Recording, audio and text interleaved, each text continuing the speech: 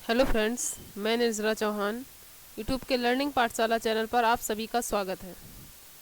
तो आज जो प्रैक्टिस सेट हम लोग डेली करते हैं, तो आज हम ये हिंदी का प्रैक्टिस सेट है, इसको लेकर के आए। ये PYQs हैं, प्रीवियस ईयर का ये पेपर है, तो इसको सॉल्व करेंगे। आप लोग कमेंट में बताएं आप लोगों को वीडियो कैसी लगती है। वीडियो को लाइक करें, शेयर करें और चैनल को सब्सक्राइब भी करें। आप लोग इनको वीडियो को ज़रूर देखें, तो इससे हम लोगों को हमारी तैयारी के बारे में पता चलता है और एग्ज़ाम में काफ़ी हेल्प मिलती है। तो हम ये क्वेश्चन सॉल्व करते हैं। आप लोग कमेंट बॉक्स से, डिस्क्रिप्शन से टेलीग्राम भी ज्वाइन कर सकते हैं।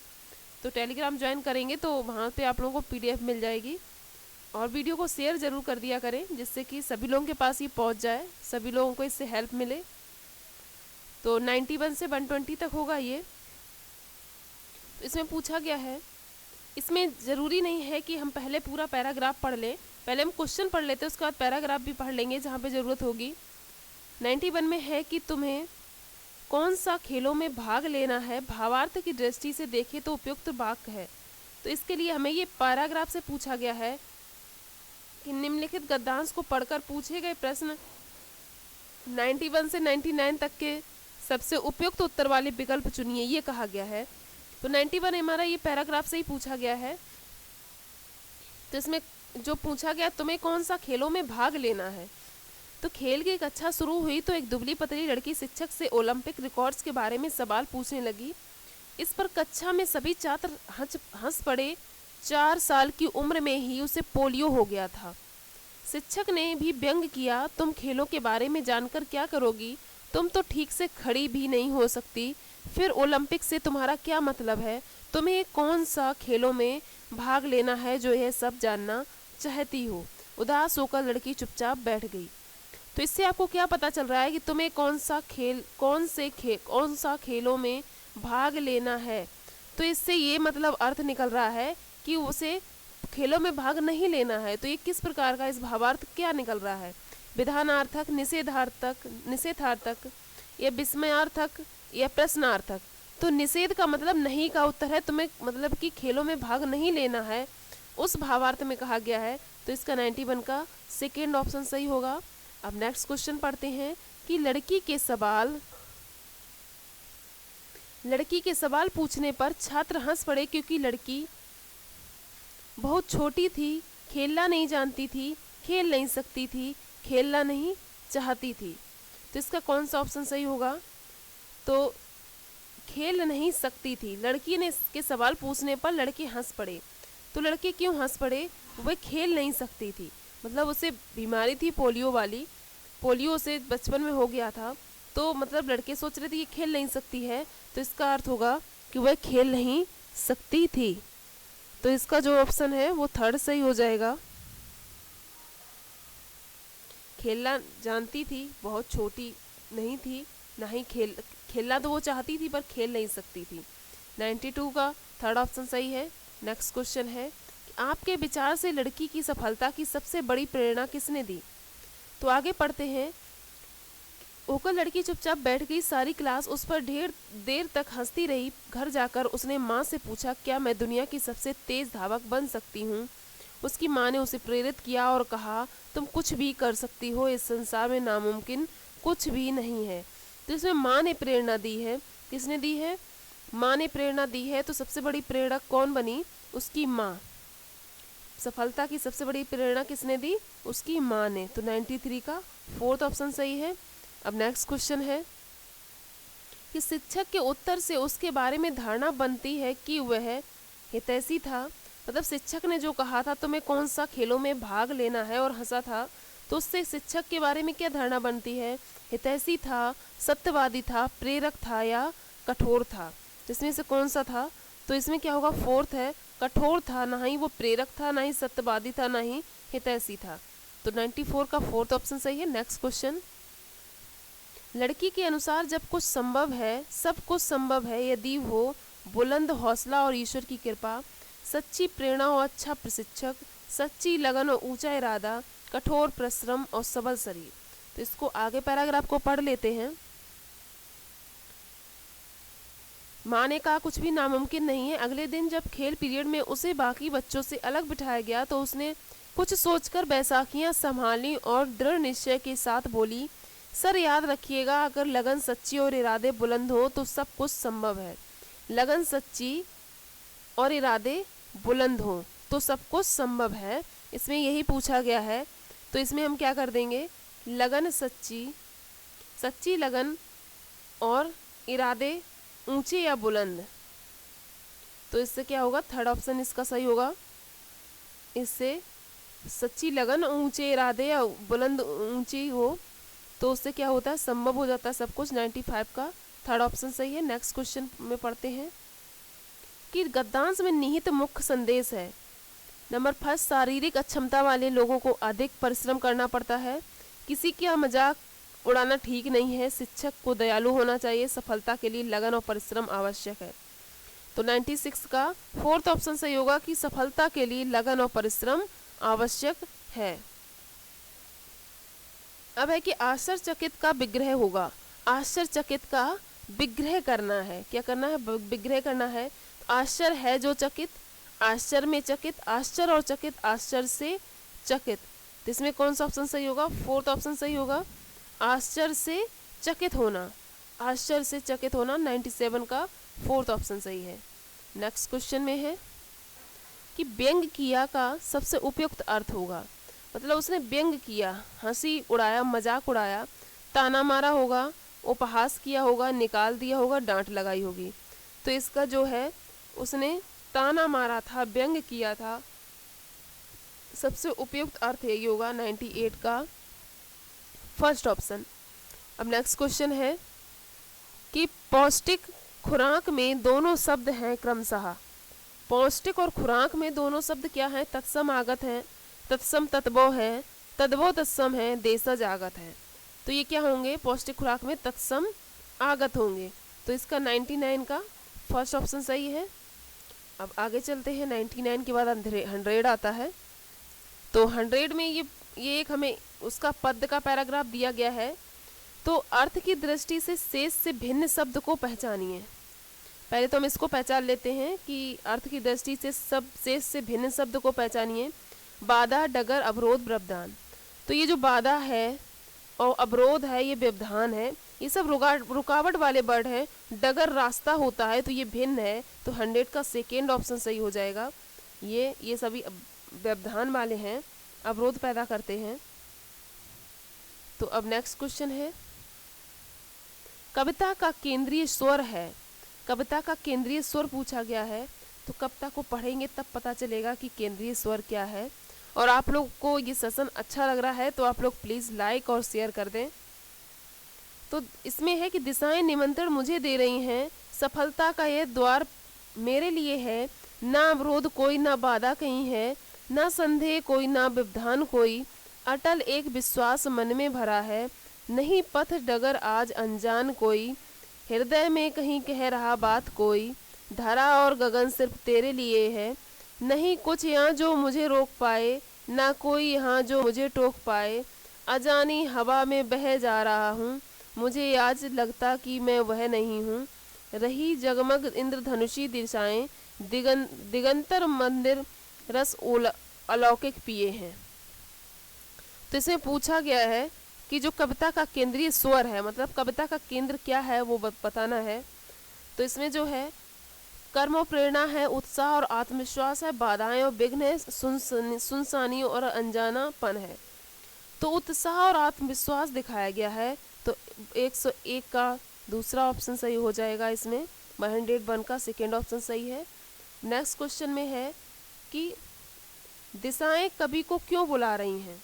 सफलता प्राप्त करने के लिए, कविता पाठ करने के लिए, अनजान रास्तों से बचने के लिए, संदेह दूर करने के लिए। तो जो दिशाएं हम लोगों ने जो कविता पढ़ी है उसमें सफलता प्राप्ति की बात कही गई है। तो दिशाएं क्यों बुला रही हैं, सफलता प्राप्त करने के लिए, कवि को सफलता प्राप्त करने के लिए बुला रही हैं। तो 102 का फर्स्ट ऑप्शन सही है। अब नेक्स्ट क्वेश्चन है, कवि को अपनी सफलता पर अटल विश्वास क्यों है। कवि को अपनी सफलता पर अटल विश्वास क्यों है। सफलता का पाना बहुत सरल है, उसे कोई रुकावट नहीं दिखाई दे रही है, दिशाएं उसे बुला रही हैं, उसे रोक टोक करने वाला कोई नहीं है। तो जब हमें कोई रुकावट नहीं दिखाई देती है तो सफलता पाना आत्मविश्वास हो जाता है, हमें सफलता पर विश्वास हो जाता है। तो इसमें क्या होगा, सेकेंड ऑप्शन होगा कि उसे कोई रुकावट नहीं दिखाई दे रही है। आप इसको देख भी सकते हैं दोबारा पैराग्राफ को, कि ना अवरोध, ना कोई बाधा कहीं है, ना संदेह कोई व्यवधान कोई है, अटल एक विश्वास मन में भरा है। यानी कोई अवधान या बाधा उसे नहीं दिख रही है, बस एक अटल विश्वास भरा हुआ है। इसमें इसलिए कहा गया है, इसीलिए इसमें उसे कोई रुकावट नहीं दिखाई दे रही है। फिर 104 में है, किस पंक्ति से प्रतीत होता है कि कवि का व्यक्तित्व बदल गया है। मुझे आज लगता है कि मैं वह नहीं हूँ, अटल एक विश्वास मन में भरा है, अजानी हवा में बहे जा रहा हूँ, नहीं कुछ यहाँ जो मुझे रोक पाए। तो कौन सी उससे लग रहा है कि जो किस पंक्ति से प्रतीत हो रहा है कि कवि का व्यक्तित्व बदल गया है। तो इसमें देखते हैं,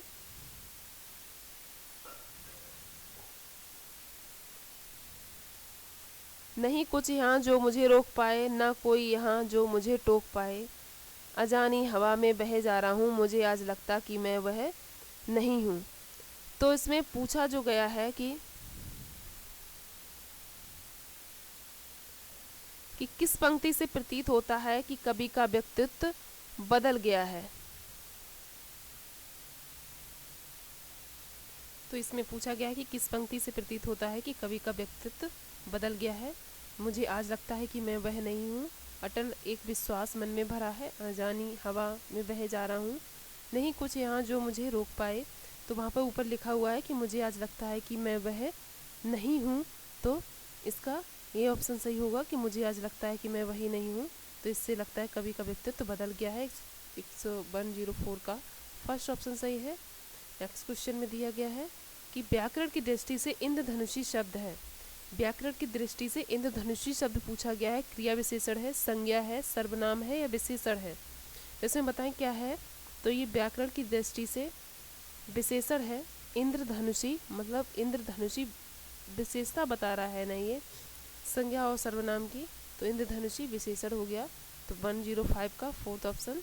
अब नेक्स्ट क्वेश्चन में, अब इसमें क्या है, अब पेडागोजी आ गई है, जिसमें पूछा गया है कि 7वीं कक्षा में पढ़ाने वाले ऋषभ ने बच्चों को जल संरक्षण पर आधारित सरकार द्वारा जारी पोस्टर दिखाया और चर्चा की। ऋषभ द्वारा प्रयुक्त सामग्री है, तो ये प्रामाणिक है, अनुपयोगी है, मनोरंजक है या कृत्रिम है। तो ये जो वो द्वारा जो पोस्टर दिखाया गया है चर्चा की, ये ऋषभ द्वारा प्रयुक्त सामग्री जो है वो प्रमाणिक है। 106 का फर्स्ट ऑप्शन सही है, क्योंकि सरकार द्वारा बताए गए संरक्षण पर आधारित सरकार द्वारा जारी पोस्टर दिखाया गया है, तो ये क्या होगा, प्रमाणिक होगा। अब 107 इसके बाद में आएगा, जो कि हमें इधर मिलेगा। 107 में पूछा गया कि कविता शिक्षण के समय शिक्षक द्वारा ऐसे प्रश्नोत्तर पर बल देना चाहिए जिनका उत्तर पुस्तक में दिया हो, जिनके उत्तर सरल हो, जिनके उत्तर विभिन्न हो, जिनका एक ही उत्तर हो। तो इसमें से कौन सा ऑप्शन सही होगा, जिनके उत्तर विभिन्न हो। कविता शिक्षण के समय शिक्षक द्वारा ऐसे प्रश्नोत्तर पर बल देना चाहिए जिनके उत्तर विभिन्न हो, मतलब कि एक से ज़्यादा हो जिसके उत्तर। इसके बाद में क्वेश्चन है, नेक्स्ट क्वेश्चन 108 कि गद्य शिक्षण में अपेक्षित नहीं है, गद्य शिक्षण में अपेक्षित नहीं है अनुकरण क्षमता का विकास, भाषा की बारीकियां समझना, कल्पनाशीलता का विकास, तार्किक शक्ति का विकास। यानी गद्य शिक्षण में अपेक्षित नहीं है पूछा गया है, इस पर ध्यान रखना। तो इसमें क्या होगा, अनुकरण क्षमता का विकास अपेक्षित नहीं है, यानी कि अनुकरण क्षमता को नहीं विकास करना है, नहीं बढ़ाना है कि वो देख देख कर एकदम सीखें। उसके बाद में 109 में है, अनुकरण का मतलब है कि वो जब शिक्षक लिखे और उनको सिर्फ वो अनुकरण करते देखते रहें, तो ऐसा नहीं करना है। तो अब नेक्स्ट क्वेश्चन देखेंगे 109। आप लोग को अगर ये सेशन अच्छा लगता है तो आप लोग लाइक और शेयर ज़रूर कर दें, और जिससे कि मुझे भी अच्छा लगेगा कि आप लोग हमसे जुड़े हुए हैं। तो इसमें 109 में लिखा हुआ है कि हिंदी भाषा की पाठ्य पुस्तकों में हिंदीतर भाषाओं की रचनाओं को भी स्थान मिलना चाहिए, एक है बच्चे हिंदीतर भाषाओं के व्याकरण से परिचित हो सकें, बच्चों को हिंदीतर रचनाकारों की जानकारी मिल जाए, बच्चे हिंदीतर रचनाओं की भाषिक विशेषताओं से परिचित हो सकें या बच्चे हिंदीतर भाषाओं को अपनी पकड़ बना सकें। इसमें से कौन सा ऑप्शन सही होगा? हिंदी भाषा की पाठ्य पुस्तकों में हिंदीतर भाषाओं की रचनाओं को भी स्थान मिलना चाहिए। तो इसका जो ऑप्शन सही होगा वो होगा फोर्थ ऑप्शन सही होगा कि बच्चे हिंदीतर भाषाओं पर अपनी पकड़ बना सकें। अब नेक्स्ट क्वेश्चन है 110 है। 110 में कहा गया है कि उच्च प्राथमिक स्तर पर हिंदी भाषा शिक्षण का एक महत्वपूर्ण उद्देश्य है। उच्च प्राथमिक स्तर पर हिंदी भाषा शिक्षण का एक महत्वपूर्ण उद्देश्य है हिंदी भाषा की प्रसिद्ध रचनाओं को जानना, हिंदी भाषा की नियमबद्ध प्रकृति को पहचानना, हिंदी भाषा के व्याकरण को कंठस्थ करना, हिंदी भाषा के प्रसिद्ध रचनाकारों को जानना। इसका कौन सा ऑप्शन सही होगा? इसका होगा कि हिंदी भाषा की नियमबद्ध प्रकृति को पहचानना। तो 110 का सेकेंड ऑप्शन सही है। नेक्स्ट क्वेश्चन है 111 में कि भाषण परिचर्चा संवाद बच्चों की क्षमता का विकास करने में सहायक है। तो अनुकरण है, लिखित अभिव्यक्ति है, मौखिक अभिव्यक्ति है, कल्पनाशीलता। तो भाषण है, परिचर्चा है, संवाद है, इसमें सब में क्या मौखिक अभिव्यक्ति का यूज होता है। तो इसका थर्ड ऑप्शन सही होगा। 111 का थर्ड ऑप्शन सही है। अगर आप लोगों को वीडियो में थोड़ा कम देखने में प्रॉब्लम होती तो आप लोग जो क्वालिटी है उसको थोड़ा बढ़ा लीजिएगा, तो आप लोगों को सही दिख जाएगा। अब नेक्स्ट क्वेश्चन है 112। अब इसमें कहा गया है कि गद्य रचना को पद्य में रूपांतरित करना और पद्य को गद्य में रूपांतरित करना डॉट डॉट में मदद करता है। गद्य रचना को पद्य में और पद्य को गद्य में रूपांतरित करना डॉट डॉट में मदद करता है। भाषा व्याकरण का पर अधिकार, साहित्य में सर्वोत्कृष्ट सृजन, अभ्यास प्रश्नों को गढ़ने, भाषाई संरचनाओं पर अधिकार किस में मदद करता है? तो ये साहित्य में सर्वोत्कृष्ट सृजन करने में मदद करता है। तो इसका 112 का सेकेंड ऑप्शन सही हो जाएगा। नेक्स्ट क्वेश्चन है 8वीं कक्षा में हिंदी भाषा सीखने सिखाने के लिए आप किस सामग्री को सर्वाधिक महत्व देंगे? पोस्टर, पाठ्य पुस्तक, साहित्यिक सामग्री या व्याकरण की पुस्तक। मतलब भाषा सीखने सिखाने के लिए आप किस सामग्री को सर्वाधिक महत्वता देंगे? तो क्या हो जाएगा? पोस्टर हो जाएगा। तो 113 का फर्स्ट ऑप्शन सही है। अब नेक्स्ट क्वेश्चन है, नेक्स्ट क्वेश्चन में है कि आप छठी कक्षा के बच्चों के लिए हिंदी भाषा सीखने सिखाने की किस पद्धति का समर्थन करेंगे? जिसमें बच्चे केवल लेखन कार्य करते हैं, बच्चे को बोलने के अवसर मिले, बच्चों को पाठ्य पुस्तक बिल्कुल ना पढ़नी हो, जिसमें बच्चे परस्पर अंतःक्रिया करते हों। तो इसमें से कौन सा ऑप्शन सही होगा? फोर्थ ऑप्शन सही होगा। हम लोग जानते हैं जो बच्चे स्वयं करके अंतःक्रिया करके सीखते हैं तो वो ऑप्शन सही होता है। 114 का फोर्थ ऑप्शन सही है। नेक्स्ट क्वेश्चन है, नेक्स्ट क्वेश्चन ये लास्ट में ही है तो अब इसके नीचे नहीं जाएगा, इसके बाद में ऊपर प्रश्न है इसके। त्रिभाषा सूत्र के अनुसार स्कूल में पहली भाषा जो पढ़ाई जाए वह डॉट डॉट हो या डॉट डॉट भाषा हो। तो त्रिभाषा सूत्र के अनुसार जो पहली भाषा होनी चाहिए वो तो मातृभाषा होनी चाहिए। तो मातृभाषा के बारे में बात कही गई है। तो मातृभाषा और दूसरी क्षेत्रीय भाषा, मतलब कि या तो मातृभाषा हो या क्षेत्रीय भाषा हो। तो इसका 115 का सेकेंड ऑप्शन सही है। अब इसमें ऊपर देखेंगे क्वेश्चन यहाँ दिए गए 15 के बाद में 16। व्याकरण पढ़ाने की आगमन विधि डॉट डॉट पर सर्वाधिक बल देती है। व्याकरण पढ़ाने की जो आगमन विधि डॉट डॉट पर सर्वाधिक बल देती है। तो इसमें से कौन सा ऑप्शन सही होगा कि जो आगमन विधि है वो किस पर बल देती है?